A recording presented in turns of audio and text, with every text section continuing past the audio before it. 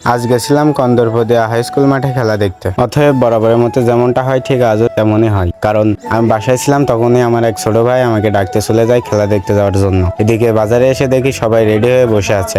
তখন আমরা নিজেদের মধ্যে কিছু টাকা তোলাতুল করি, কারণ প্লেয়ারদের খাওয়ার জন্য কিছু জিনিসপাতি কিনতে হবে। এই জন্য আমরা নিজেরাই সেই টাকাগুলো দিই, কেননা এটা এলাকার খেলা।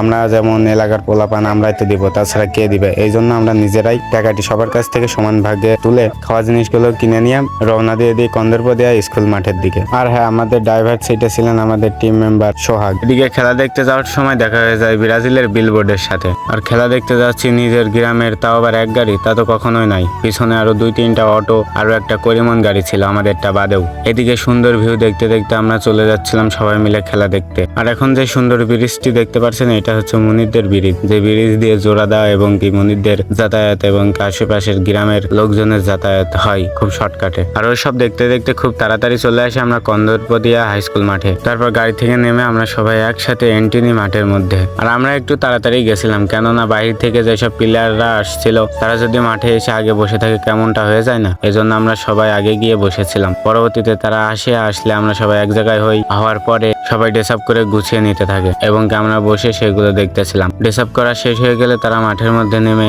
জিম করে, ব্যায়াম করে, যে যেমন পারে সে তেমন, মানে ফুটবল খেলে আর কি। কমিটিরা দুই দলে জার্সি দেখে বলে যে জার্সিগুলো একরকম হয়ে যাচ্ছে, তাই তারা তাদের নিজের জার্সি আমাদেরকে দেয়। জার্সিগুলো শার্ট করে নাম্বার দেখে দেখে প্লেয়ারদের কাছে দিয়ে দেওয়া হচ্ছিল। দলের একজন খেলোয়াড়ের বক্তব্য। খেলার অনুভূতি কেরাম শুরু করি তখন খেলা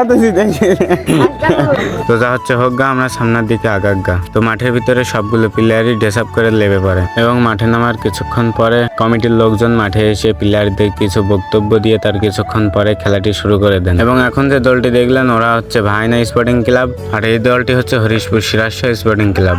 এবং তার কিছুক্ষণ পরে আমরা সবাই মাঠের বাইরে চলে যাই। তার কিছুক্ষণ পরে রেফারির প্রথম বাজির সুরে খেলাটি শুরু হয়ে যায়। প্রথম দিক থেকে দুই দলই খুব ভালো খেলেন। এভাবেই খেলা প্রায় 20 মিনিট চলে। অথবা তার কিছুক্ষণ পরেই আমাদের শাকিল, স্ট্রাইকার শাকিল ভাই একটি ফ্রি কিক নেন এবং সেই দূরপাল্লার শটে গোলকির কারণে ভাইনা স্পোর্টিং ক্লাব একটি গোল খেয়ে যায়। এবং এরই মধ্যে আমাদের সিরাজশাহ স্পোর্টিং ক্লাব অনেকগুলো গোল মিস করেন। যেসব গোল হওয়ার কথা ছিল ওইসব গোলই মিস করেন এবং এভাবে মিস করতে করতে একটি ফ্রি কিকে দূরপাল্লার শট হয়। তারপরও সেই শটটি গোলকিপারকে গোল জালে ঢুকে যায়।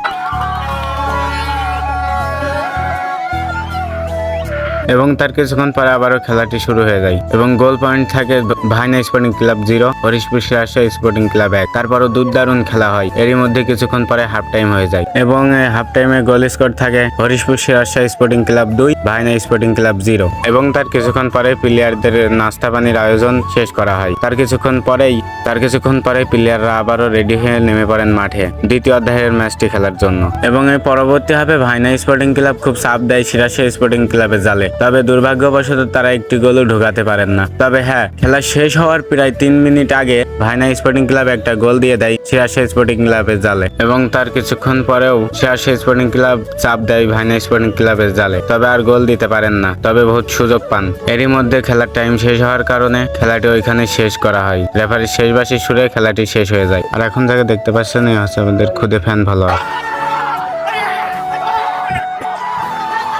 তো সবাই ভালো থাকবেন, সুস্থ থাকবেন। দেখা হচ্ছে পরবর্তীবার সেমিফাইনালের ভিডিও নিয়ে। আল্লাহ হাফেজ।